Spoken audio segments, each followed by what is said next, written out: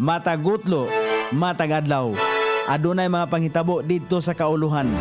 Panghitabo sa gawa sa atong nasod ug adunay mga panghitabo dinhi sa atong dapit. Mga panghitabo nga mo'y makapaikag sa katawhan nga mabinantayon sa lakat ug dagan sa panahon karon. Itanyag ning istasyon DXSR ang 7 o'clock Breakfast News.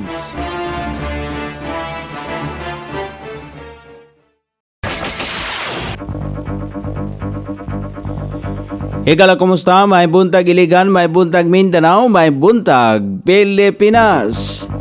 Adlaw nga Martes karon pitsa 27 ni buwan sa Agosto ning tuiga 2024. Sangan sa ato station manager Pastor Ruben Sulapas kini ang inyong KSR Kabisaya Nonay B ang mohatod sa hanay sa balita sa alas 7. O karon sa uluhang tudling sa atong mga balita, lalaki na palitan og droga na kumpiska ang 24 ka mga pakete sa ginadiling droga. KOGC formal nang may withdraw sa pagsuporta kang Presidente Marcos. Duha ka individual biktima sa human trafficking ana sa kustodiya sa DSWD. Commitment sa China aron pakalmahon ang tensyon sa West Philippine Sea gi-question sa NMC. Investigasyon sa paglayas ni Sheila Go kinahanglang masugda na sa mga law enforcement agency. Balita sa gawa sa nasod, 1.5 milyon ka mga katawhan sa Bangladesh biktima sa pagbaha sa walay hunong nga pag-ulan. Balita sa kinabuhing Kristohanon sa Malaysia nakadaog sa korte may tungod sa pag-ili sa iyang relihiyon nga nakabutang sa iyahang ID. Ini ang uluhang tudling sa itong mga balita nga dalit kanato ning istasyon. DXSR 106.7 sa inyong FM dial. Ang bugtong radyo sa Dakbayan Siligan nga nagsibiya sa balang kasulatan, pinasubay sa inspired and preserved, not simply dictated King James Version sa Anchor Broadcasting Corporation. O karon sa kompleto nga detalye, una sa balita din sa Iligan, napalitan og droga atol sa bypass operasyon sa mga operatiba sa Police Station 5. Ang usa ka lalaki sa nakalabayng gabi sa Zone 12 sa Mora Street, Barangay Poblasyon, Dakbayan, Siligan. Taga Labuay Maigo, Lanod del Norte ang suspect apan temporaryong nagpuyo sa usa ka construction site dinhi sa Iligan. Nakuha usab gikan kaniya ang 24 ka mga pakete sa gituang Cebu nga mitimbang og 1.92 gramos.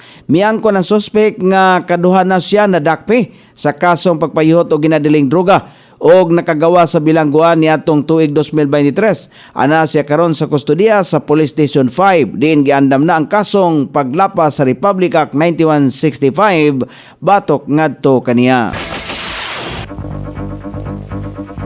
Naka-avail ang Iligan karong tuiga sa Shared Service Facility nga programa sa Department of Trade and Industry. Sumala pa ni Johnny Paul Lagura, ang Executive Director sa Iligan City Creative Industry Development Council nga aduna kini virtual reality equipment alang sa creative industry sa syudad. Gipadayag usab niini nga pinaagi sa emerging technology tools ma-revisit o mas mapalig-on ang kultura sa artistry sa mga creative talents o mga pagpromote usab sa turismo ingon man ang mga negosyo sa syudad. Lakip na niini ang mga pasundayag sa performing arts dinhi sa Iligan nga layo ang maabtan nga mga audience gamit ang virtual reality gadgets. Makatabang kini unya sa pagpalambo sa syudad, ilabi na kon ilabi pa og kusog sa Iligan ang creative tourism o performing arts. Usa ka community-based center for creative innovation and emerging technology usab ang planong i-instalar sunod nga tuig. Namulong sila gura sa Tech and Tradition, a glamorous fusion of creativity, innovation and culture atol sa Lanod del Norte Provincial Day sa Kahimunan, Northern Mindanao. formal nang gi-withdraw sa 6 ka milyon ka mga miyembro sa Kingdom of Jesus Christ KOGC Church ang ilang suporta kang Presidente Bongbong Marcos sa niaging adlaw. Milusad sila sa lapad nga lihok protesta ang ilang church members aron ikondinar ang daghang kalapasan sa tawhanong katungod sa grupo ni Police Regional Office 11 Chief Nicolas Torre III. Dihang ilang pwersadong gilusob ang ilang compound sa milabay nga adlaw. Tumong usab sa lihok protesta ang pagpalanog sa pagbiya nila sa pagsuporta sa pamilyang Marcos o sa iyang partido. Nunot kini sa mihungaw nga report nga si Marcos ang utok sa pwersadong pagpadakop kang Kibuloy. Sa live telecast sa Sunshine Media, miingon si Loren Badoy, usa sa ilang news commentary anchor, ang kumpirmado nga si Marcos ang nagmando kang Torre aron losobon ang compound. Gani gikondinar ni Badoy ang paggamit og terga sa kampo ni Torre human nagtuo nga nagtago sa dagkong imburnal ang amahan sa simbahan sa KOGC. Si Badoy nakatilaw usab og pagkapreso sa Batasan Complex sa panahon sa administrasyon ni Marcos Jr. tungod sa ilang kalambigitan sa pagpakaulaw kang House Speaker Martin Romualdez nga naghatag og salapi sa kaubang mga magbabalaod aron makalusot ang People's Initiative sa pagbag-o sa sistema sa pangagamhanan sa nasod gikan sa demokrasya padulong sa sistemang federal. Hinuon wala milampos ang pundok ni Romualdez kinsa ig-agaw ni Presidente Ferdinand Marcos human gibaraw kini sa pipila ka mga magbabalaod sa taas balauranan sa Senado. Gikataho sa Department of Justice nga gihuptan na karon sa Department of Social Welfare and Development ang duha ka individual nga sumalapay biktima sa human trafficking nga na-rescue gikan sa sulod sa KOGC compound sa Davao City. Sumalapay ang Justice Secretary Crispin Remulla human nga maluwas gi-turn over kini sa Philippine National Police ngadto sa DSWD. Nasayran nga midangop ang pamilya sa mga biktima sa PNP aron mangayo og pakitabang nga maluwas ang mga biktima human nga gisugdan sa kapulisan ang pagsusi sa compound sa KOGC. Ang rescue operation ang gipanguluhan mismo ni Philippine National Police sa Women and Children Protection Desk. Kaabag ang Department of Social Welfare and Development Region 11. Natumbok ang biktima nga usa ka 21 anyos nga lalaki nga gikan sa Samar ug usa ka babae nga gikan sa lungsod sa Midsayap, lalawigan sa Cotabato. Nasayran usab nga dugay ra nga gustong mopauli ang mga biktima apan gipugnan sila sa mga miyembro sa KOGC. Samtang giawhag ni Remulla ang uban pang mga biktima o ang ilang pamilya nga modangop sa otoridad aron masayran kung daghan pa bang biktima sa human trafficking.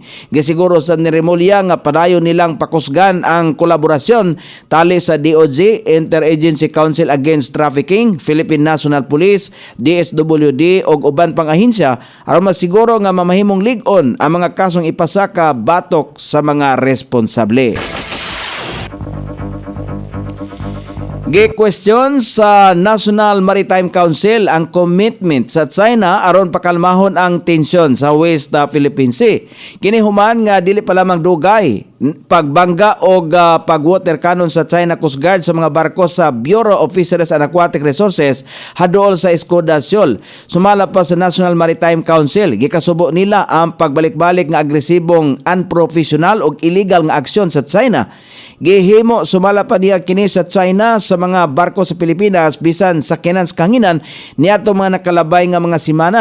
Giklaro sa ahensya nga ang ginahimo nga pagpatrolya sa Bureau of Fisheries and Aquatic Resources mao ang legal og anaa kini ilalom sa ilahang mandato. Kalabot ini padayon usab nga magpasaka ang gobyerno sa Pilipinas og diplomatic protest aron maresolbar ang isyu sa giilugang rehiyon. Nanawagan usab kini sa Beijing nga subling mosalmot sa usa ka constructive dialogue sa nasyong hisgutanan nga adunay kalabutan sa isyu sa West Philippine Sea. Nagtuo si Presidential Anti-Organized Crime Commission spokesperson Winston Casio nga angayang mga sugda na sa mga law enforcement agency ang investigasyon mahitungod sa hingpit nga pag-ikyas ni Alice Go kauban ang uban pang mga individual nga nalambigit sa illegal nga operasyon sa Philippine Offshore Gaming Operators. Sumala pa kang kaso, siguro nga adunay nagpabaya sa mga ahensya nga mitutok sa kaso ni Alice sa mga pugo operations kinatibukan. Mas maayo usab sumala pa niya nga maimbestigahan sa tanang mga ahensya nga mitutok nini. Lakip na ang Presidential Anti-Organized Crime Commission nga isa sa mga nagpahigayon kaniadto og paglusob sa duha ka dagkong pugo hub sa Bulacan ug Pampanga. Gitawag usab ni Casio nga napakatanga nilang tanan nga ana sa law enforcement tungod kay wala nila nabantayan og nakita ang mamahimong buhaton sa gitangtang nga mayor. Gikaasoy pa ni Casio nga kanhina nga nakadawat og impormasyon ang Presidential Anti-Organized Crime Commission may tungod sa sumala pay pag-ikyas ni Go sakay ang duha ka speedboat na dawat nila ang naasoy nga revelasyon usa ka oras ayha ang pagsulay sa pagsilbi sa warrant of arrest sa kanhi mayor sa usa ka dili matumbok nga lokasyon. Subay nini ayha na lamang niya nakita si Ale sa publikong lugar sa diyang ana kini sa gawas sa nasod. O karon sa balita sa gawas sa nasod, nagbaha sa ubang bahin sa nasod sa Bangladesh. Human nataho nga niawas ang katubigan sa mga suba hinungdan sa walay hunong nga pagulan. Tungod nini adunay tulo ka distrito sa nasod ang natabunan sa baha. Adunay mga dakbayan usab nga niabot sa critical level ang kalalumon sa baha. Gilauman nga munaog o muos-os o muhupa ang kalalom sa pagbaha karong sugod sa sunod nga semana. O karon sa balita sa kinabuhing Kristohanon, malampusong nakadaog ang usa ka 28 anyos nga Kristohanon sa nasod sa Malaysia human nga siya gipaboran sa korte nga mailisdan niya ang iyang relihiyon nga nakabutang sa iyang ID. Ang naasoy nga pakiglantugi sa korte niabot og usa ka dekada aron nga iyang mapailisdan ang iyang relihiyon gikan sa Islam paingon sa Kristyanismo. Sumala pa sa nasyong Kristohanon, gipanganak siya sa duha ka magtiayon nga Kristohanon og wala bisan kausa nga niyukbo sa relihiyong Islam.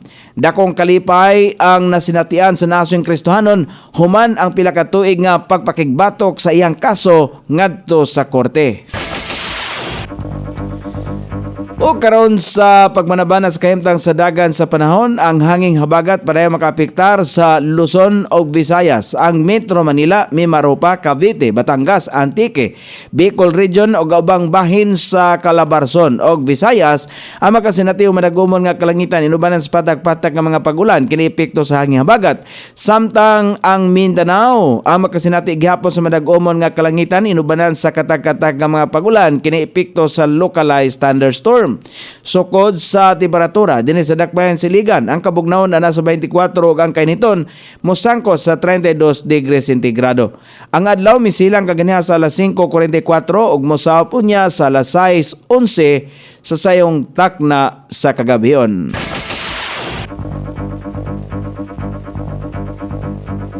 Inyong nabate ang kinatibuk ang hanay sa balita sa alas 7 nga dalit kanato ning istasyon.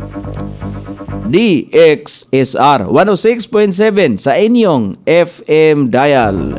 Ang bugtong radyo sa dakbayan Siligan nga nagsibya sa balaang kasulatan, pinasubay sa inspired and preserved, not simply dictated King James Version sa Anchor Broadcasting Corporation. Sangan sa tigsuwat sa atong balitang international o sa kinabuhing Kristohanon, pitjan sa balitang lokal, Coney Island.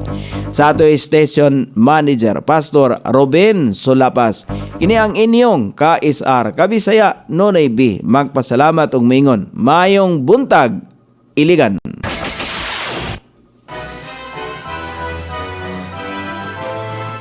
Inyong nabati ang 7 o'clock Breakfast News hangtod na usab og mga adlaw sa samang takna o sa samang istasyon.